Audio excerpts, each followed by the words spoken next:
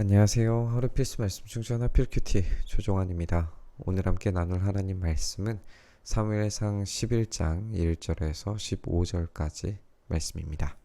암몬 사람 나하스가 올라와서 길르한 야베스를 포위합니다. 그러자 야베스 사람들이 모두 나하스에게 우리와 조약을 맺읍시다. 우리가 당신을 섬기겠습니다. 라고 그렇게 제안을 합니다. 사실 이스라엘이 이 땅으로 처음 들어왔을 때 하나님께서 명령하신 것은 그 땅을 지키고 또 그 땅에서 이제 하나님께서 주시는 언약 안에서 살아가는 것이 목적이었어요. 그렇기 때문에 이방인들과 함께 조약을 맺거나 그들과 함께 살아가지 말라라고 명령하셨는데 이들에게는 그런 하나님의 명령에 대한 개념들 자체가 전혀 보이지 않아요. 그런 말씀에 대한 존중감이 없습니다. 그런데 암몬 사람 나하스는 내가 너희의 오른쪽 눈을 모조리 빼겠다. 온 이스라엘을 이같이 모욕하는 조건에서만 너희와 조약을 맺겠다라고 대답을 합니다. 왜 나하스가 오른쪽 눈을 모조리 빼려고 했는가? 이제 당시에 방패를 세우게 되면은 이제 이 자기의 오른쪽으로 창을 들거나 이제 활을 준비한다고 했을 때 이 방패의 오른쪽을 눈을 두고 이제 사격을 하게 되기 때문에 오른쪽 눈을 뺀다는 것은 전투의 불능을 이야기하는 거예요. 이 전투의 불능뿐만 아니라 이제 당시에는 이것이 거세의 의미도 있었기 때문에 이 말 그대로 모욕적인 행위가 될 수 있습니다. 그들의 능력, 힘 이런 것들을 완전히 끊어버리겠다. 이 길르한 야베스를 향한 전적인 통치권을 주도권을 가지고 오겠다라고 하는 그런 의미였던 거죠. 그래서 이 야베스 장로들이 제안하기를 우리에게 1회 동안만 7일 동안만 말미를 주셔서 우리가 이스라엘 모든 지역으로 전령을 보내도록 해주십시오. 우리를 구하여 줄 사람이 아무도 없으면 우리가 항복하겠습니다. 이제 조건을 내거는 건데 7일 동안에 자기들을 구하여 오는 사람들이 전혀 없다면 우리가 그 조약에 합당하게 이제 눈도 뽑히고 암몬 사람들이 와서 다스리는 것을 인정하겠다, 조약을 맺겠다 이런 건데 근데 우리의 입장에서는 물론 이제 이해가 되지 않지만 당시에는 왕이 없었고 주변 지역으로 영향력을 미칠 수 있는 그런 도시들이 얼마 없다라고 한다면 그리고 함께 모여서 전쟁을 치르더라도 암몬 왕이 더욱 확실한 힘을 가지고 그들을 정복할 수 있다면 훨씬 더 나은 조건으로 조약을 맺을 수 있을 거라고 나하스가 생각을 했겠죠.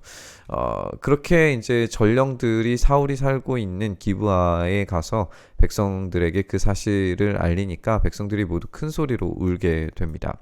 마침 사울이 밭에서 소를 몰고 있다가라고 그렇게 이야기를 하는데 지금 사울은 왕으로 인정을 받았죠. 왕으로 세움을 받았습니다. 근데 이 왕으로 세움 받은 과정이 제비를 뽑음이어서 이것이 마치 범죄자를 뽑는 것과 같은 어떤 그런 행색이었기 때문에 제대로 된 왕정의 일을 그런 업무들을 실질적으로 해내기는 어려웠으리라고 보여져요. 물론 이제 하나님의 감동을 받은 사람들이 따라가기는 했어도 군사적인 어떤 전 이스라엘을 통치할 만큼의 영향력을 미치지 못했음을 일면 보여주는 묘사인 것 같습니다. 그래서 이 소를 몰고 오다가라고 하는 것은 사울이 지금 정식적인 왕으로서의 영향력을 펼치지 못하고 있음을 보여주는 반증의 이야기입니다. 무슨 일이 일어났기에 백성이 울고 있느냐라고 그렇게 질문을 하니까 사람들은 야베스에서 온 전령들이 한 말을 그대로 알려줍니다. 그 말을 듣고 있을 때에 사울에게 하나님의 영이 세차게 내리니 그가 무섭게 분노를 터뜨리게 됩니다. 사울은 겨릿소 2마리를 잡아서 여러 토막으로 자른 다음에 그것을 전령들에게 나누어 주고 이스라엘 모든 지역으로 말을 전하라고 부릅니다. 이제 이 장면에서 우리가 떠오르는 그 사건 하나가 있어요. 우리 사사기 마지막에 보면 레위인이 자기의 첩을 이제 토막을 내서 이 이스라엘에 보내는 그런 장면, 그리고 그들을 규합해서 베냐민 지파를 멸망시킬 뻔했던 그런 사건을 우리가 기억을 합니다. 마치 그런 모습으로 보여지고 있어요. 베냐민을 처벌하는 데에 이 첩의 토막 시신들이 나누어졌다면, 오늘 본문에서는 겨릿소 2마리가 이제 나누어지는 것이고, 베냐민 지파를 없애려고 했었는데 지금은 베냐민 지파 사람인 사울이 등장해서 이 일들을 하고 있는 것도 그런 반전에 대비되는 그런 이야기라고 우리가 볼 수가 있겠죠. 누구든지 사울과 사무엘을 따라 나서지 않으면 그 집의 소들도 이런 꼴을 당할 것이다. 주님께서 온 백성을 두려움에 잡히게 하시니 모두 하나같이 그를 따라 나섰다라고 이렇게 되어져 있습니다. 사사기 당시와 지금 오늘 사건의 차이는 뭐냐면, 하나님께서 두려움에 사로잡히게 만드셨다라고 하는 거예요. 그러니까 여전히 사울의 어떤 영향력이 아니라 하나님께서 두려운 마음을 주시고 하나님께서 전적인 일들을 행하셨을 때에만 이 전쟁이 수행되고 승리할 수 있다는 전제 조건을 여기에서 강력하게 보여주는 사건이라고 우리가 보아야 맞습니다. 사울이 그들을 베세게에서 모으고 수를 세보니까 이스라엘에서 30만 명이 왔고 유다에서 3만 명이 왔어요. 기브아 사람들이 야베스에서 온 전령들에게 말하기를, 길란 야베스 사람들에게 가서 내일 햇볕이 뜨겁게 내리쬐 때쯤에 구출될 것이라고 전해라 라고 그렇게 이야기를 하니까 전령들이 돌아가서 야베스 사람에게 소식을 전합니다. 그리고 그들이 모두 기뻐합니다. 그래서 야베스 사람들이 암몬 사람들에게 회답하기를, 우리가 내일 당신들에게 나아가 항복하겠습니다. 그때 가서는 우리에게 하고 싶은 대로 하시오 라고 이야기합니다. 다음날 아침 사울은 군인들을 세 부대로 나누어 가지고 새벽녘에 적진 한복판으로 들어가서 날이 한창 뜨거워질 때까지 암몬 사람들을 쳐서 죽입니다. 살아남은 사람들은 다 흩어져서 두 사람도 함께 하는 일이 없을 정도로 완전히 찢어지는 그런 모습을 우리가 보게 됩니다.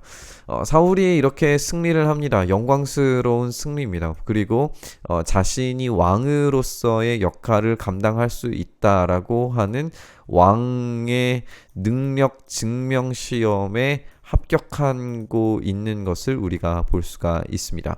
이렇게 왕으로서의 능력을 증명해냈어요.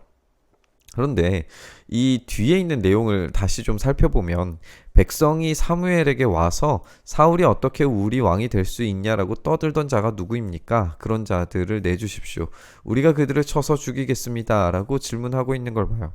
왕이 지금 승리를 했지만 여전히 이스라엘의 가장 탑 리더는 사무엘처럼 보입니다. 그리고 사무엘에게 와서 사울을 이렇게 업신여겼던 벨리알의 아들들을 우리가 죽이겠다라고 그렇게 이야기를 하는 거예요.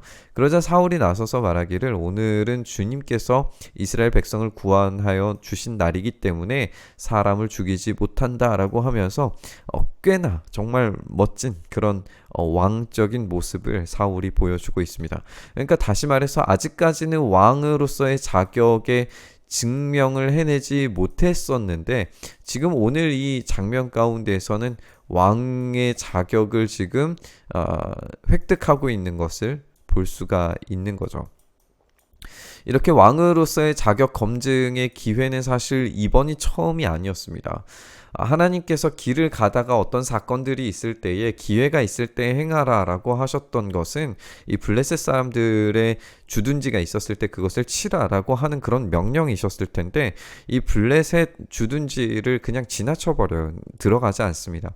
하나님께서 맡기신 일들에 대한 자격 시험에 실패했던 거죠. 근데 오늘 이 장면에서는 이제 그런 능력을 증명해내는 것을 우리가 볼 수가 있는 거예요. 그런 차이점이 있는데, 여전히 사울이 의심스러운 건 뭐냐면, 하나님께서 왕을 세우셨을 때에 이 블레셋 사람들을 물리치기 위한 그런 왕을 세우겠다라고 약속을 하셨는데, 지금 블레셋 사람들을 물리치는 게 아니라 암몬 사람들을 물리치고 있단 말이에요. 그러니까 하나님께서 말씀하신 그 왕이 아닌 것 같은 느낌이 들고 있는 거죠. 이런 의심스러운 것들이 계속 축적되면 축적될수록 사울이 훌륭한 왕의 역할을 잘 감당하지 못할 수도 있다라고 하는 것을 우리가 충분히 예상을 해볼 수가 있습니다. 사무엘이 백성들에게 말하기를 우리가 길갈로 가서 사울이 우리의 왕이라는 것을 거기에서 새롭게 선포합시다라고 이야기를 합니다.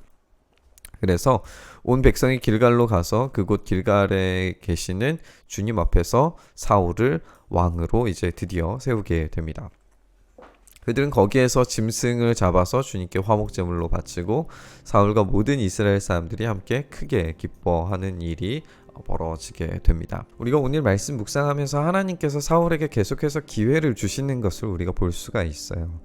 그 기회를 이번에는 자격 증명에 성공해냈고 그것을 통해서 이제 왕으로서 새롭게 선포되는 장면을 우리가 볼 수가 있습니다.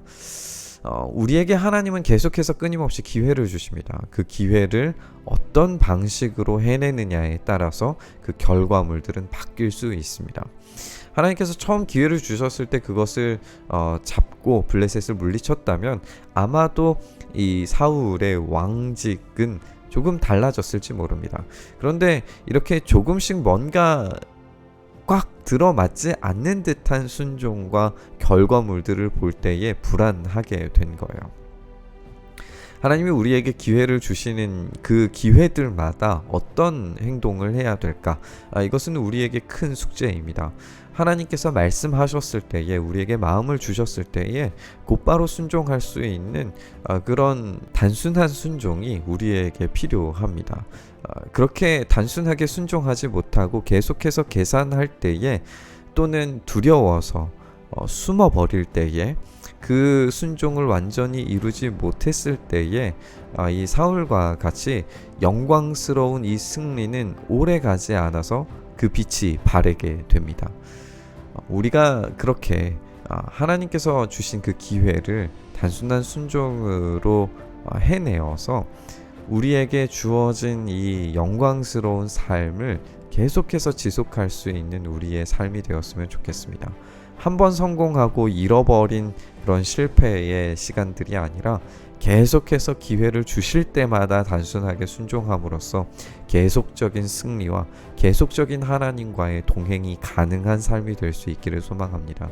오늘 이 사울의 모습에 우리가 반면 교사를 삼아서 이렇게 계속된 순종과 적극적 헌신이 우리의 삶에 있게 해달라고 함께 묵상하며 기도의 자리로 나아갔으면 좋겠습니다. 주님, 그렇습니다. 우리의 삶에 계속된 순종과 계속된 헌신을 통하여서 한 번의 성공이 아니라 계속된 성공, 하나님께서 주시는 그 영광스러움이 계속적으로 우리의 삶의 흔적으로 열매들로 남을 수 있도록 우리의 삶에 일하시고 인도하여 주시옵소서. 이렇게 우리 삶을 붙들어 주시기를 간절히 소망하며 우리 주님 예수님 이름으로 기도드리옵나이다. 아멘.